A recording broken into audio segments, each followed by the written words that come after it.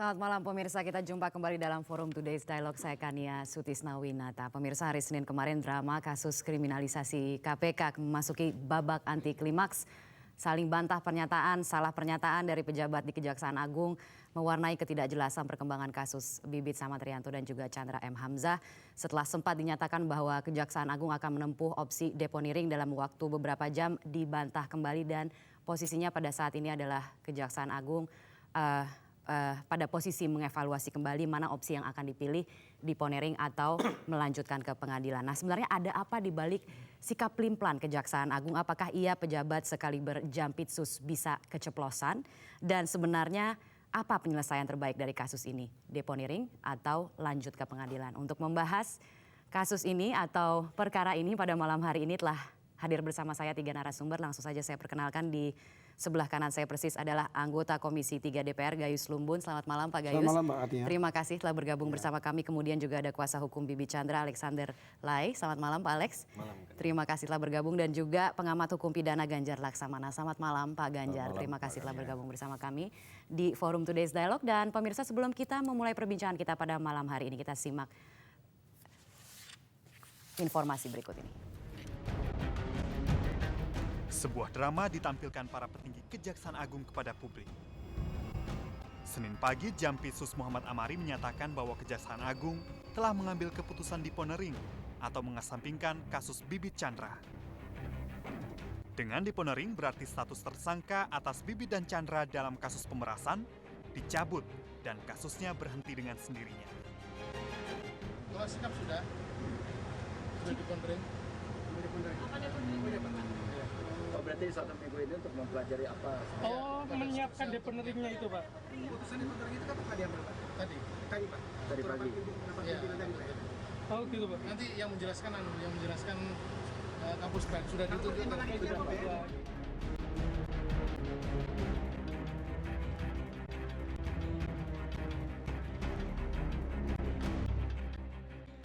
Namun yang mengejutkan, pernyataan tentang deponering dari Jampitsus itu kemudian dibantah Kapus Penkum Kejaksaan Agung Babul Khoir. Menurut Babul Khoir, Kejaksaan Agung masih akan membentuk tim penilai untuk mengevaluasi kasus Bibit dan Chandra. Untuk menentukan sikap yang dua ini, apakah sikap menyampingkan perkara untuk kepentingan umum atau dilimpahkan ke pengadilan. Jadi nanti pimpinan minta waktu 1 minggu, belum ada sekarang. Saya kira itu.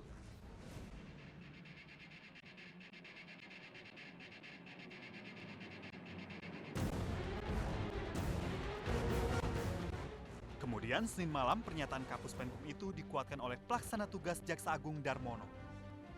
Selain membantah telah mendeponering kasus Bibit Chandra, Darmono juga menegaskan telah menegur Jampitsus M. Amari atas pernyataannya itu. Dengan hari ini belum ada kita belum mengambil keputusan seperti itu. Masih 2 opsi itu Pak? Ya, jadi karena itu sabar dulu dalam waktu minggu ini. Mudah-mudahan cepat mungkin akan segera kita pastikan berdasarkan kepentingan yang sangat menguntungkan bagi kepentingan negara.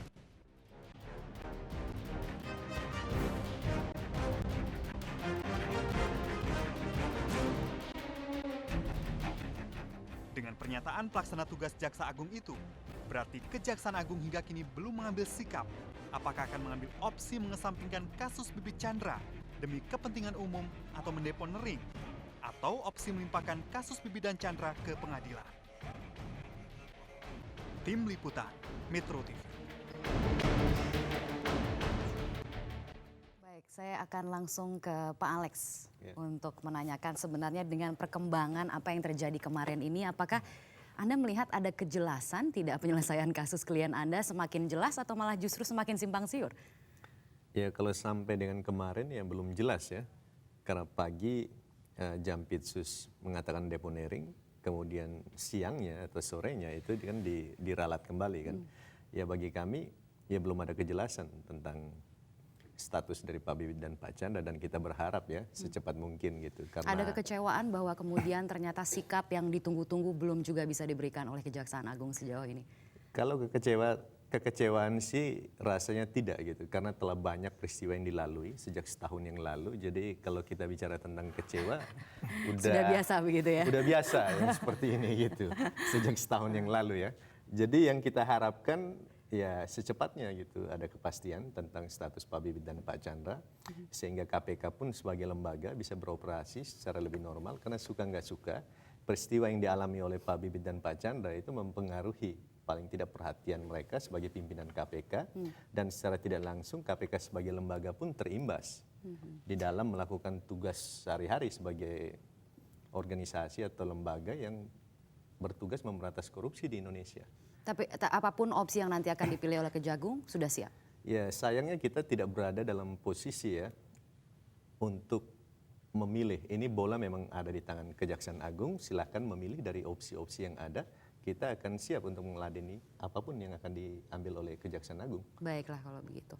Tapi artinya Anda melihat sejauh ini apakah ada kepanikan gitu yang ditunjukkan oleh pihak Kejaksaan Agung dengan adanya desakan agar kasus ini segera dituntaskan, agar ada kejelasan sikap dari Kejaksaan Agung terhadap status dari dua pimpinan KPK ini? Saya nggak begitu tahu ya apa yang dinamika apa yang terjadi di dalam Kejaksaan Agung. Jadi nggak pas juga kalau saya memberikan komentar. Baik, kalau begitu saya beralih ke Pak Gayus. Yang Anda lihat sinyalmen seperti apa sih sebenarnya ini yang dapat Iya, kita sejak awal cermati? memang kasus Pak Bibit dan Pak Chandra ini demikian berkemelut ya untuk menuju ke satu proses. Apakah proses melanjutkan ke pengadilan atau diberhentikan dengan dua cara, satu mulai yuridis yang mengatur bisa dihentikan melalui SKPP atau melalui jalur sosiologis dan politis yang ditempuh melalui deponering. Kalau saya melihat ini memang ini akan menjadi gejolak yang tinggi ketika Jaksa Agung Pak Hendarman Supandji ketika itu menafsirkan arahan Presiden secara salah ke pandangan saya. Tapi sekarang bolanya sudah di Pak Darmono untuk menentukan Ya, sikap begitu ya. ya. Artinya kita lihat kemarin ada saling bantah, ternyata ada yang keceplosan. Ya. Ini menunjukkan apa? Ini lanjutan dari kesalah ambil putusan waktu itu. Kenapa kok sampai dibawa kepada SKPP sehingga pengadilan membatalkan itu, menganggap tidak tepat dan memerintahkan untuk melanjutkan. Itu bunyi keputusannya. Termasuk di PT kemarin untuk dilanjutkan dalam proses penuntutan. Ketika di PN disebut untuk melakukan pengadilan. Sama ada bahasa sedikit yang berbeda di keputusan itu yang saya ketahui. Nah kemudian hari ini kita menyaksikan bahwa kembali terjadi lagi ada keraguan-keraguan yang tidak jelas persoalannya dan hanya beliau-beliau yang ada di Kejaksaan Agung yang tahu apa sesungguhnya yang akan diambil.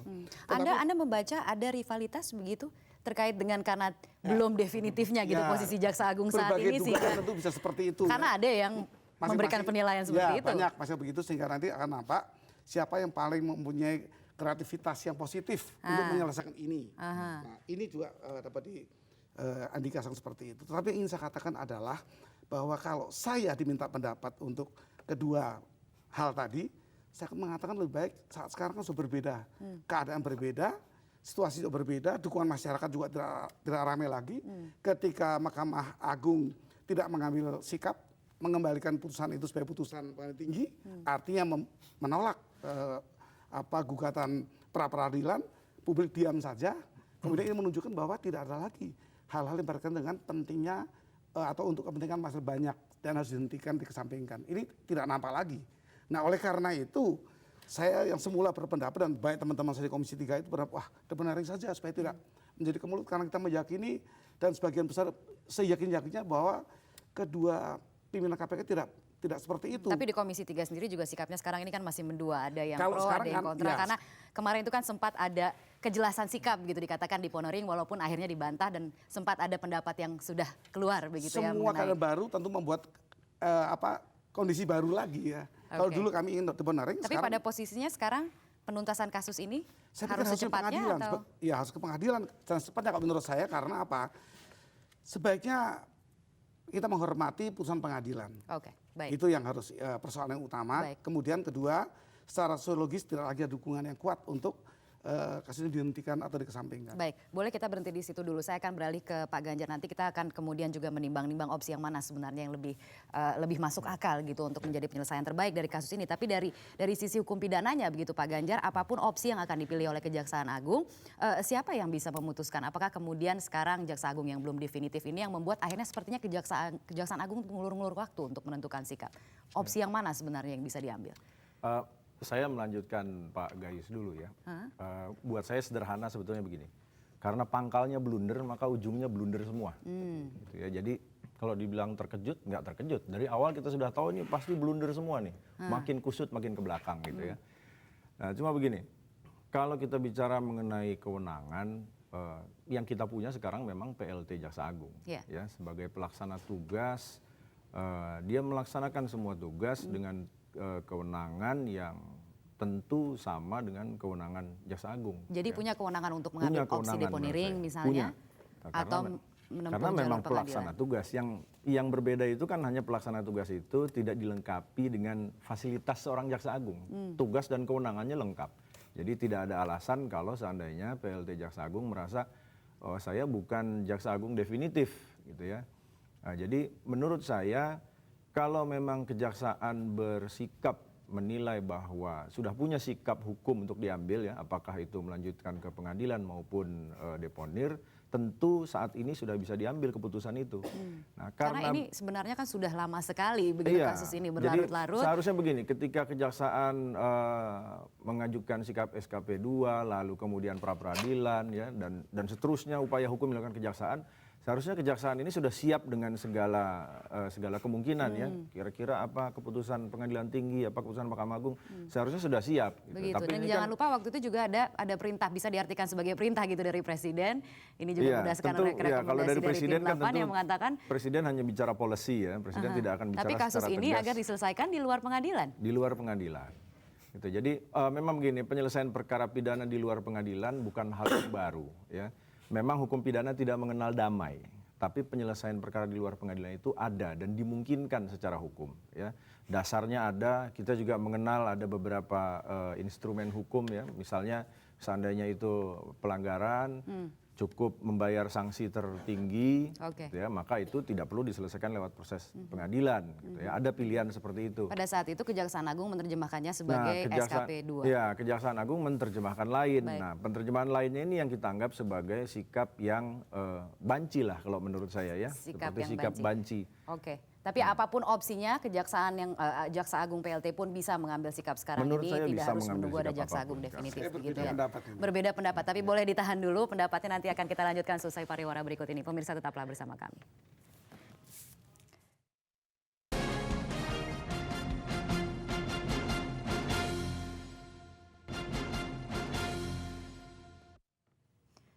Ya, pemirsa, Anda kembali bergabung bersama kami dalam Forum Today's Dialogue, dan sebelum kita melanjutkan perbincangan berikut ini kembali kami akan hadirkan cuplikan pendapat dari beberapa politisi dan juga ada perwakilan dari ICW mengenai sikap pelin-pelan Kejaksaan Agung berikut ini. Oleh sebab itu langkah yang paling tepat, baik dengan menggunakan argumentasi hukum, ya, argumentasi demokrasi, atau argumentasi keadilan, deponering adalah jalan yang paling tepat. Dan kita minta Kejaksaan Agung sesegera mungkin menerbitkan itu demi kepastian hukum dan keadilan publik.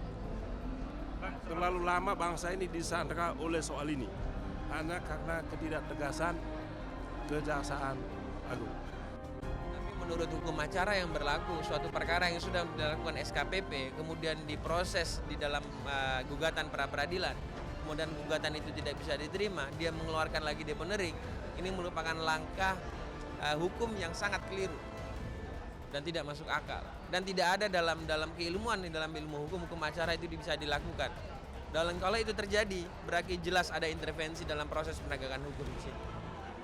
Kalau deponering berarti ada kesalahan antara Bibit dan Chandra, ada dua. Itu memang ada kesalahan, atau yang kedua rekayasa. Nah, kalau memang ada kesalahan, maka Bibit Chandra harus segera mengundurkan diri deponering itu dari KPK. Kalau tidak, dia tidak ada kesalahan, ada rekayasa, maka harus memeriksa yang namanya jaksa peneliti. Semuanya harus diperiksa, semuanya harus ditindak, termasuk Hendarman dan Bambang Hindarso. Dan kita harus minta juga demi kepentingan umum kasus-kasus yang lain juga minta deponering juga asas kesamaan di hadapan hukum. Bahwa ini memalukan ya, kejadian memalukan, ada miskomunikasi, miskoordinasi antara Jampitsus, Kapus Penkum dan PLT Jaksa Agung dalam hal pernyataan mereka terkait dengan seponering atau deponering kasus Bibi Chandra. Nah, sisi yang lain ini juga menunjukkan bahwa ada ketidakberesan dalam hal keputusan di internal Jaksa Agung sendiri. Baik, kembali kami lanjutkan perbincangan. Saya akan ke Pak Gayus. Tadi Pak Gayus sempat terputus, Anda mengatakan berbeda pendapat nih soal kewenangan dari PLT Jaksa Agung. Saya dan Mas Ganjar agak berbeda, tapi tidak banyak ya. Mungkin sama tujuannya bahwa PLT atau orang yang bukan Jaksa Agung tapi menjabat sebagai Jaksa Agung karena pemberian delegasi kewenangan akan berbeda dengan Jaksa Agung. Pasal 35 Undang-Undang Kejaksaan mengenai deponering ini jelas menyebutkan bahwa untuk melaksanakan asas oportunitas yang hanya dapat dilakukan oleh Jaksa Agung setelah memperhatikan saran dan pendapat dari badan-badan kekuasaan negara. Artinya di sini dengan eksplisit menyebutkan ya hanya Jaksa Agung karena disebut hanya dapat dilakukan oleh Jaksa Agung. Pak Ganjar, tanggapan? Iya begini, itu pemahaman undang-undang ya. Kita tidak menemukan, saya tidak menemukan satupun bahkan di Undang-Undang Kejaksaan juga yang menyebut kewenangan seorang pelaksana tugas Jaksa Agung. Gitu ya. Jadi memang ini masalah penafsiran di mana seorang pelaksana tugas Jaksa Agung itu dibebani atau mungkin buat sebagian orang dikaruniai kewenangan sebagai Jaksa Agung. Ya, meski jabatannya tidak penuh sebagai seorang Jaksa Agung. Seharusnya begini yang jadi pertanyaan. Nah, kemudian harus memutus kasus yang sepelik ini begitu ya. Karena begini, saya lebih melihat yang mendasar ya, apakah dia Jaksa Agung atau dia pelaksana tugas. Ini ada satu kasus yang mencederai rasa keadilan masyarakat. Maka siapapun pemegang pucuk pimpinan dalam keadaan seperti ini seharusnya punya kewenangan untuk mengambil keputusan yang strategis sekalipun. Gitu. Jadi saya lebih melihat pendekatan kepada ini ada rasa keadilan masyarakat yang dicederai dengan berlarut-larutnya kasus ini. Gitu ya. Agak berbeda. Agak berbeda? Kalau pelaksana tugasnya tugas rutin. Jaksa Agung menuntut, berkas perkara, memutuskan apa lengkap apa tidak, itu tugas. Tapi ini hak yang dimiliki secara istimewa. Yaitu Jaksa Agung memiliki hak istimewa yang bernama oportunitas. Ini asas yang dimiliki oleh orang yang sepenuhnya sebagai Jaksa Agung dan berbahaya kalau tidak nanti bisa diuji kembali ke Mahkamah Konstitusi apakah benar orang ini hanya kepres saja yang mendasarkan lalu bisa menjadi memiliki hak yang istimewa itu. Kalau buru-buru diambil, ya silahkan Pak Alex. Kalau perdebatan tentang apakah PLT gitu, dapat menerbitkan akta deponering, saya pikir ini perdebatan memang membelah. Ada yang setuju, ada yang enggak. Sama-sama pakar, sama-sama ahli gitu kan. Kalau kami di tengah, saya ingin membahas hal yang lain. Sebenarnya menarik juga yang disampaikan oleh Pak Aziz Syamsuddin tadi. Yang menurut saya ini tidak tepat kalau dikatakan bahwa karena putusan Mahkamah Agung menyatakan bahwa PK Kejaksaan Agung itu NO, itu berarti perkara harus ke pengadilan. Jadi kita runut aja konsekuensi dari putusan Mahkamah Agung tersebut. Putusan Mahkamah Agung menyatakan bahwa PK Kejaksaan Agung tidak diterima. Tidak diterima artinya tanpa mempertimbangkan substansi, hanya masalah prosedural, dinyatakan tidak diterima. Berarti yang berlaku adalah putusan pengadilan tinggi.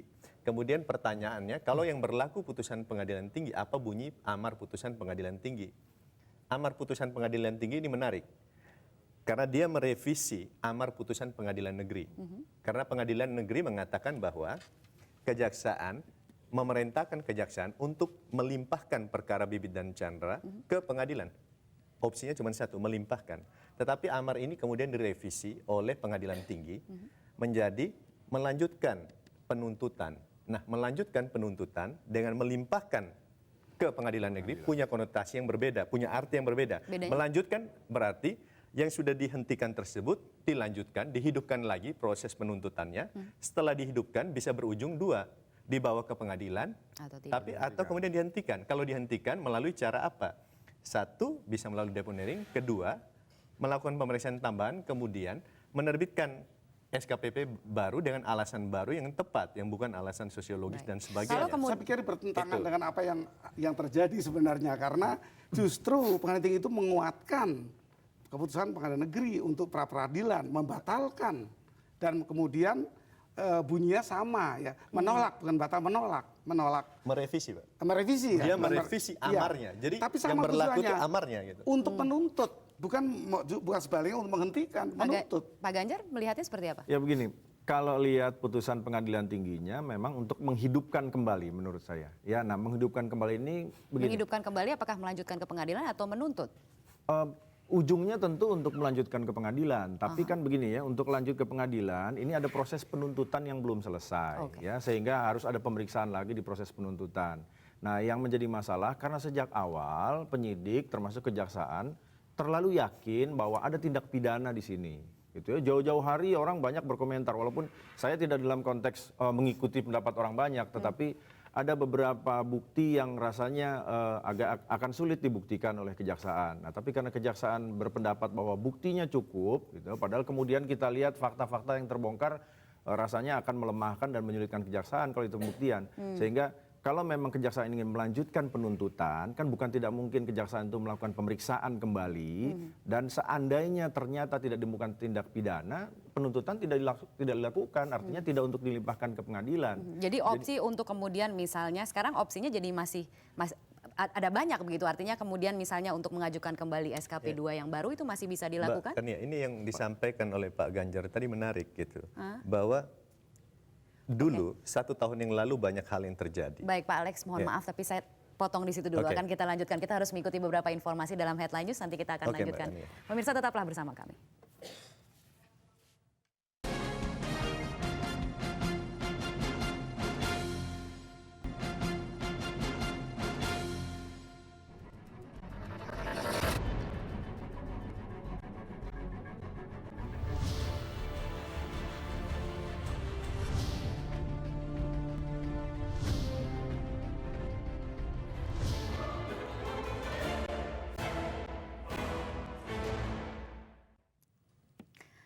Ya, pemirsa, Anda kembali bergabung bersama kami dalam Forum Today's Dialogue. Kembali kami lanjutkan. Ini masih soal penafsiran dan perbedaan pendapat gitu di antara narasumber yang hadir bersama saya pada malam hari ini. Pak Alex tadi mengatakan... Iya kan ya. Tadi apa yang dikatakan oleh Pak Ganjar ya. Ini saya ingin memflashback sedikit. Karena sekarang seolah-olah opsinya tinggal 2. Ya kita maklum bahwa bola ada di tangan Kejaksaan Yang dievaluasi sekarang ini memang tinggal 2. Berpendapat tinggal 2, silakan. Tapi saya ingin kembali kita coba lihat bahwa apa yang terjadi. SKPP diberikan setahun yang lalu. Setelah setahun lebih ini banyak hal terjadi. Persidangan Anggodo. Anggodo dinyatakan bersalah melakukan tindak pidana pemerasan. Secara konstruksi hukum pemerasan dan penyuapan nggak bisa ada pada satu fakta hukum yang sama. Itu satu. Kemudian kedua, hal yang dikatakan oleh Kejaksaan Agung, Jaksa Agung tempo dulu, yaitu Pak Hendarman Supanji dan Kapolri, bahwa mereka punya bukti yang sangat kuat dalam kasus Bibit dan Chandra di DPR. Di situ Pak Gayus sendiri hadir. Dikatakan bahwa ada 64 rekaman ataupun sambungan telepon atau apapun antara Pak Ade Raharja dengan Ari Muladi. Tapi kenyataannya dalam persidangan Anggodo itu tidak ada, dan Kabar Reskrim sendiri Pak Ito itu mengatakan bahwa barang itu memang nggak ada. Bukan cuma sekedar rekaman itu tidak ada, tapi yang namanya CDR atau bukti bahwa 2 orang ini berhubungan satu sama lain pun 64 kali itu tidak ada. Yang ada adalah CDR dari Ari Muladi yang menelpon kepada siapapun juga.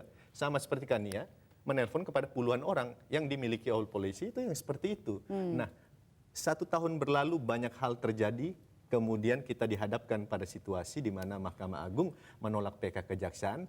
Ya, langkah yang menurut kami ini terobosan yang bisa juga dilakukan oleh Kejaksaan Agung dalam bingkai kewenangan yang dimiliki oleh yang bersangkutan menurut pasal 30 ya ayat 1 butir D itu atau E itu kalau nggak salah, itu memungkinkan untuk dilakukan pemeriksaan tambahan. Tetapi sekali lagi ini pendapat kami gitu kan. Sedangkan ini udah di luar dari opsi dari Kejaksaan Agung. Silakan Kejaksaan Agung melakukan sesuai dengan kewenangan yang ada. Sementara kan memang opsi yang sedang dievaluasi oleh Kejaksaan Agung, sudah dibentuk tim, seminggu lagi akan diputuskan adalah opsi deponering dan juga opsi untuk melanjutkan ke pengadilan. Nah, artinya kalau dari sisi Anda sebagai kuasa hukum Bibit Chandra, ketika kemudian opsi deponering ini yang dipilih oleh Kejaksaan Agung, apakah diterima atau tidak? Kita tidak memiliki keistimewaan untuk memilih gitu apa yang dilakukan oleh Kejaksaan Agung. Apapun opsi yang nanti akan dipilih oleh Kejaksaan Agung akan diterima. Kita akan siap. Kita siap untuk apapun. Sejak 4 bulan yang lalu kita siap, bahkan kalau perkara ini harus ke pengadilan kita siapkan itu. Tapi kalau kemudian deponering yang dipilih, apakah kemudian itu menggambarkan adanya pengakuan bersalah begitu yang harus dilakukan oleh? Saya pikir ini keliru gitu pendapat yang mengatakan bahwa kalau Jaksa Agung menerbitkan deponering berarti yang bersangkutan pasti bersalah. Ini beda. Karena deponering itu sendiri adalah kewenangan yang dimiliki oleh Jaksa Agung sekaligus tugas yang dimiliki oleh Jaksa Agung. Ketika dalam kasus tertentu kepentingan umum menghendaki perkara ini dihentikan, dia harus hentikan itu tanpa berpikir bahwa orang ini mengaku bersalah atau tidak dan sebagainya. Ketika dia menemukan dalam suatu kasus tertentu kepentingan umum menghendaki perkara itu dihentikan, dia harus lakukan itu. Jadi ini semacam wewenang sekaligus tugas. Itu satu. Pak Gayus mengatakan kepentingan umumnya sudah tidak ada lagi. Saya ingin menyelesaikan ini dulu Pak Gayus. Itu satu poin kami pertama. Kemudian kedua, di Indonesia dalam legal system manapun yang berhak menyatakan seseorang bersalah itu hanya hakim di pengadilan. Kalau Jaksa Agung menerbitkan akta deponering dan mengatakan orang ini bersalah karena saya terbitkan deponering ini, saya pikir ini penafsiran yang keliru. Karena kalau itu yang terjadi, kita tidak perlu melakukan proses persidangan di pengadilan. Setiap penuntutan minta aja Jaksa Agung untuk menentukan berapa orang ini bersalah atau tidak. Gitu. Oke, Pak Ganjar dulu kali mungkin punya pendapat yang berbeda. Saya kembali ke basic pemikiran dari deponir ya. Itu satu perkara yang apabila dilanjutkan penuntutan dan pemeriksaan di pengadilan, maka mencederai rasa keadilan masyarakat. Ya, saya tidak bertendensi bahwa apakah dengan deponir nanti orangnya menjadi dianggap bersalah atau tidak. Tapi begini, mau bersalah atau tidak bersalah, kalau proses ini dilanjutkan, mencederai. Jadi kita ini nggak sampai kepada orang ini dianggap salah atau tidak salah. Tuh, tapi kalau proses ini dilanjutkan, seandainya nanti orang itu ternyata di pengadilan terbukti bersalah, dia terbukti bersalah lewat proses yang mencederai rasa keadilan masyarakat. Sebaliknya juga kalau dia bebas. Gitu. Jadi kasusnya ini pending begitu untuk sementara waktu kalau memang deponering yang akhirnya dipilih? Iya, memang harus di stop, memang harus berhenti. Pending atau dihentikan? Dihentikan. Ditambah lagi begini, kan ini kan rangkaian panjang ya yang tidak bisa kita lepas dari pangkalnya. Kalau pimpinan KPK menjadi tersangka, terdakwa, duduk, lalu copot, dan KPK pincang. Kan itu sebetulnya Pak Gayus mungkin punya pendapat singkat saja sebelum kita harus break. Saya setuju sekali untuk waktu 14 hari itu kalau saya kaitan pasal 144. Kalau akan diperbaiki oleh jaksa sebelum penuntutan itu dimungkinkan. Artinya 14 hari itu memang dimungkinkan, itu pasal 144 ya bunyinya begitu. Untuk umum dapat mengubah surat. Jadi ini memang satu celah. Jadi tapi itu di pengadilan. Oleh karena itu tidak mungkin itu di luar pengadilan. Ini bicara kepada pengadilan. Oleh karena itu penekanan saya adalah untuk mendapat kepastian hukum bahwa Pak Bibit dan Pak Chandra tidak bersalah, ya memang pengadilan. Artinya harus ke pengadilan. Opsi deponering? Deponering agak membingungkan orang dan meninggalkan bekas kepada Pak Bibit Pak Chandra, apakah dia itu bersalah tapi dihentikan. Kalau ke pengadilan jelas terbuka. Jadi masih ada pertanyaan apakah bersalah atau tidak gitu yang sepertinya bahkan jaksa harus berani mengambil keputusan tegas. Kalau nanti ternyata missing link itu tidak ditemukan, tidak seperti tim 8 mengindikasikan tidak ada kaitannya, maka jaksa harus menuntut bebas. Ini bisa dilakukan. Baik. Saya ini yang baik, nanti saya akan minta tanggapan ke Pak Alex. Tapi kita harus break terlebih dahulu. Pemirsa tetaplah bersama kami.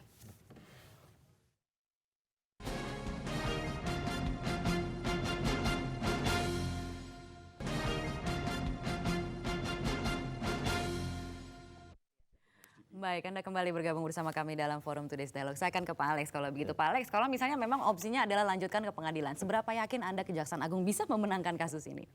Kalau kami sih sangat yakin Pak Bibit dan Pak Chandra tidak bersalah. Itu sejak awal menangani kasus ini, kami sangat yakin. Kalau kita flashback aja lah, apa yang dilakukan oleh tim 8 dan tim 8 mengatakan bahwa itu tuduhan pemerasan itu sangat lemah, tidak cukup bukti. Yang ada adalah kesaksian Ari Muladi bahwa dia pernah memberikan uang kepada pimpinan KPK via Pak Ade Raharja, tetapi kemudian dia mencabut lagi, dia menyatakan bahwa dia memberikan pada Yulianto. Yulianto tidak pernah ditemukan dan uang berhenti di Ari Muladi. Itu satu untuk pemerasan. Ini bukti-bukti yang semuanya sudah dipegang oleh Kejaksaan Agung. Iya. Itu bukti-bukti yang dulu katanya ada dan tidak pernah ada. Ketika berkas perkara Pak Bibit dan Pak Chandra itu daftar barang bukti kita cek satu persatu, bukti yang katanya rekaman pembicaraan, bukti yang katanya tiket parkir dan seterusnya di Bellagio maupun di Pasar Festival yang katanya tempat pemberian uang itu sama sekali tidak ada. Belum lagi. Saya sangat sama keyakinan saya. Hanya saya berpendapat kalau ini dilaksanakan oleh jaksa dan jaksa sepakat untuk tidak bukti, maka SKPP yang diterbitkan. Tetapi jaksa mengatakan ini terbukti. Tapi ini masalah keyakinan apakah kemudian Kejaksaan Agung ini bisa memenangkan kasus ini atau tidak gitu kalau dilanjutkan ke pengadilan. Saya yakin tidak. Saya yakin tetap ini akan bebas. Keyakinan saya. Karena tidak nyambung bahwa hukum artinya tidak harus melalui pembuktian langsung diputus bebas? Oh begitu? Tidak, tentu harus pembuktian. Tapi kan pembuktian akan menjadi kosong nanti karena tidak ada Yulianto tidak ada, kemudian berbagai banyak, orang. Banyak lubangnya memang, banyak lubangnya. Jadi kalau kejaksaan tetap melakukan, melimpahkan perkara ini ke pengadilan untuk melakukan penuntutan, kan bisa saja proses pembuktian tetap akan dilakukan. Cuma begini, yang Pak Gayus bilang tadi, apa yang mau dibuktikan? Karena ada beberapa bukti yang ternyata bolong, gitu kan? Lalu apa yang mau dibuktikan? Nah, kalau lewat proses pembuktian ternyata tidak ada yang bisa disajikan di hadapan pemeriksaan pengadilan, maka tentu harus menuntut bebas. Gitu kan? Nah, kalau menuntut bebas tentu hakim tidak akan memberi putusan yang saya pikir keluar dari tuntutan itu. Dan juga kan ya, ada satu hal, itu tadi kita bicara tentang tindak pidana pemerasan. Kita bicara lagi tuduhan penyalahgunaan wewenang pasal 421 KUHP. Anda bisa bayangkan yang dimaksudkan saat itu bahwa Pak Bibit dan Pak Chandra menyalahgunaan wewenang adalah dengan memaksa. Siapa yang dipaksa? Petugas imigrasi untuk menerbitkan surat cegah. Dan petugas imigrasi menyatakan bahwa penerbitan seperti ini ditandatangani oleh satu pimpinan aja, bukan 5 orang. Itu selama ini udah 6-7 tahun kita melakukan seperti ini. Dan kami tidak pernah merasa dipaksa oleh kejaksaan, oleh KPK ketika meminta seseorang untuk dicegah di luar negeri. Sekarang saya ingin melihatnya seperti ini, Bapak-Bapak. Artinya kemudian apapun opsi yang diambil begitu kan, keputusan itu kemudian ditunggu-tunggu apakah itu opsi deponering atau dilanjutkan ke pengadilan. Nah, sekarang dikaitkan dengan misalnya kinerja dari KPK sendiri. Dampaknya itu akan seperti apa kemudian ketika misalnya opsi deponering yang diambil atau misalnya opsi lanjutkan ke pengadilan? Hampir sama bagi saya. Karena kalau deponering, pengalaman yang sudah ada deponering lalu ya, katakan ketika itu kasus kapal Tampomas yang terbakar, ratusan penumpang menjadi mati, kemudian Dirjen Hupla dipersoalkan, dituntut ke pengadilan, kemudian sebelum ke pengadilan diambil satu sikap yaitu deponering. Pak Fani Habibie ketika itu Dirjen Hupla tahun 94. Nah, tetapi walaupun dia di deponering tetap dinonaktifkan. Karena tidak layak dia untuk kembali memimpin dalam satu hal yang berkaitan dengan kasus.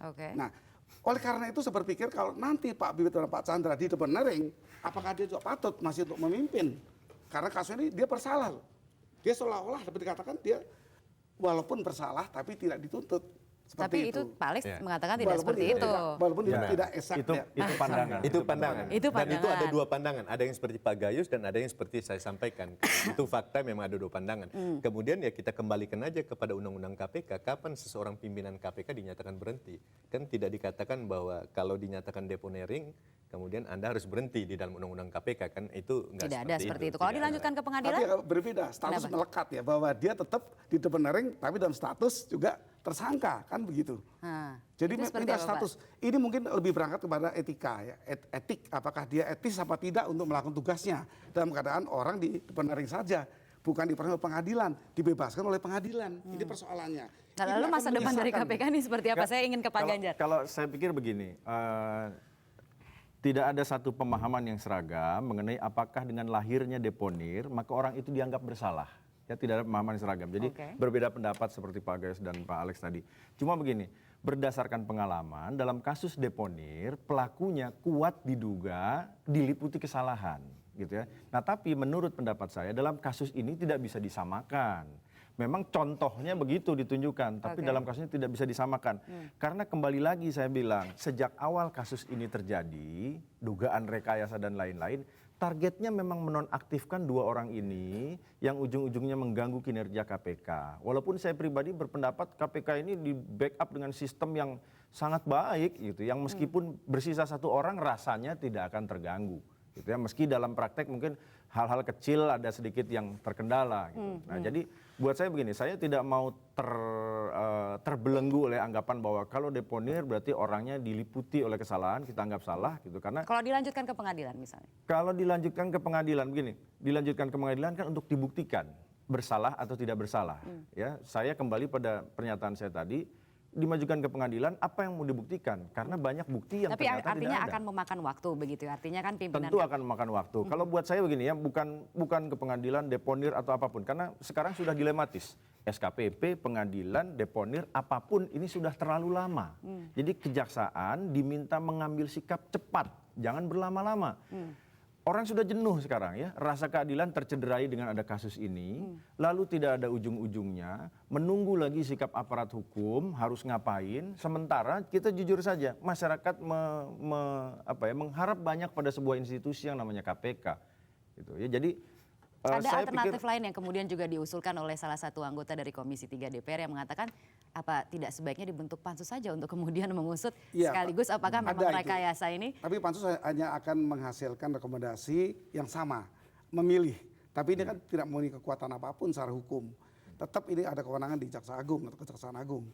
Bagi saya memang negara hukum ini haruslah semua hal itu melalui satu proses peradilan. Ini yang menyangkut kepastian hukum. Akan tadi salah tayangan mengatakan ini menjadikan tidak kepastian hukum. Ya, tidak begitu. Justru untuk mendapat kepastian hukum ya di pengadilan. Pak Alex bagaimana? Jadi setiap perkara yang diinisiasi oleh aparat penegak hukum itu prinsipnya harus didasarkan pada bukti permulaan dan bukti yang cukup ketika melanjut sampai pada titik tertentu. Ketika di titik tertentu bukti-bukti itu terbukti bahwa tidak ada atau sangat minim dan sebagainya, itu harus dihentikan. Jadi keadilan dan kepastian hukum bisa didapat di setiap tahapan. Bahkan tahapan penyelidikan pun, kalau nggak ada ya hentikan di penyelidikan, di penyidikan. Ada perintah hentikan pengadilan juga untuk meneruskan. Nah, perintah pengadilan sekali lagi kembali kita berbeda. Menurut kami perintah pengadilan ada melanjutkan penuntutan dan itu bisa dihentikan. Boleh saja tanpa 14 hari, bukan berarti menghentikan sama sekali. Bukan. Perintah dari peradilan melanjutkan itu esensinya. Melanjutkan penuntutan dan hal ini baru terjadi satu kali dalam sejarah kita ini. Dalam sejarah Republik ini SKPP dan SP3 yang dinyatakan batal ini baru satu kali. Dan disinilah kita harus menafsirkan peraturan perundang-undangan yang ada, karena peraturan perundang-undangan yang ada tidak memikirkan tentang ini. Di Jogja ada. Polda Jogja juga dipersoalkan. Boleh kita berhenti di situ dulu. Kita harus break terlebih dahulu, akan kita lanjutkan selesai pariwara berikut ini. Pemirsa tetaplah bersama kami.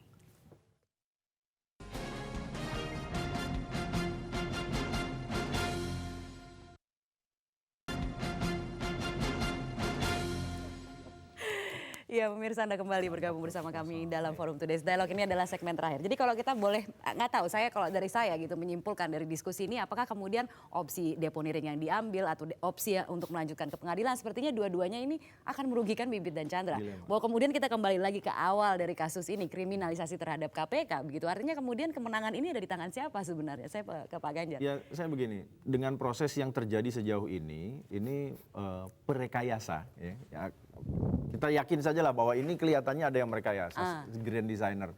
Ini sudah setengah jalan menuju kemenangan menurut saya, ya.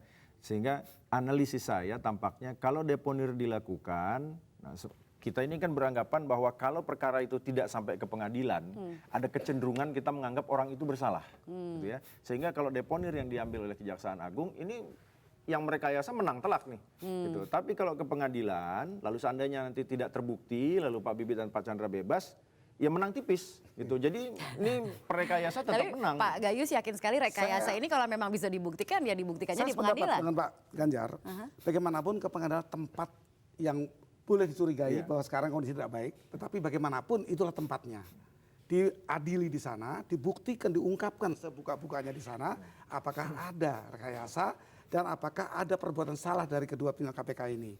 Kalau tidak bebaskan, jaksa harus objektif untuk membebaskan tuntutan kalau perlu. Kalau tidak, hakim harus bertindak tegas. Ini menjadi sikap resmi dari Komisi 3 DPR atau seperti apa nih? Sebagian besar kami berpendapat seperti itu. Sebagian besar. Dapat diundang nanti para pembicara. Sebagian besar seperti itu ya? Masih 50-50 atau? Tidak, karena kami, ini kan kalau hukum kita bicara objektif ya. Mungkin bisa saja sebagai lawyernya agak sedikit mau cepat selesai itu, saya maklumi.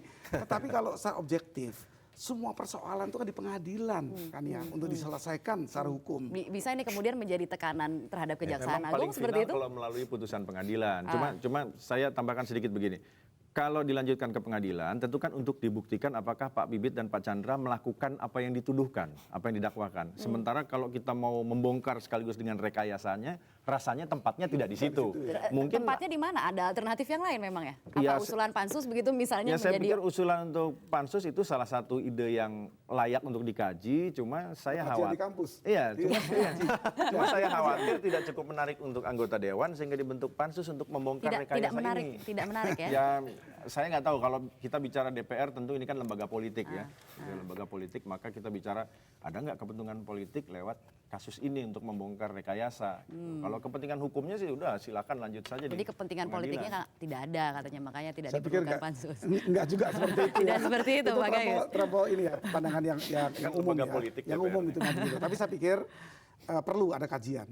Kayak yang simpel ya di kampus seringkali kok kasus Bulog dikupas di kampus, dibongkar, dibuat buku malah. Oke, baik. Jadi Pak banyak Alex, hal yang perlu dikopi. komentar terakhir Anda sebelum kita tutup. Komentar terakhir saya adalah bahwa sebenarnya Kejaksaan Agung sampai pada memori PK ini, Kejaksaan Agung sudah bergerak ke arah yang tepat. Ketika di memori PK ini, setelah setahun berlalu di memori PK ini, Kejaksaan Agung itu mengatakan bahwa Pak Bibit dan Pak Chandra ketika menerbitkan surat cegah yang dipermasalahkan 1 tahun yang lalu, itu sebenarnya dalam tugas dan wewenang yang bersangkutan sebagai pimpinan KPK yang diizinkan oleh undang-undang. Itu satu. Oke. Kemudian yang kedua, Kejaksaan Agung di dalam memori PK-nya juga mengatakan bahwa pemberian uang dari Anggodo Anggoro kepada Ari Muladi itu nggak ada hubungannya dengan penerbitan surat cegah dan sebagainya. Jadi kalau kita kembali pada status memori PK ini, itu Kejaksaan Agung telah mengakui bahwa 2 hal yang dituduhkan 1 tahun yang lalu itu tidak terjadi. Kalau kita yakin bahwa memori PK adalah satu dokumen resmi dan ini mengandung kebenaran, dan saya yakin ini mengandung kebenaran.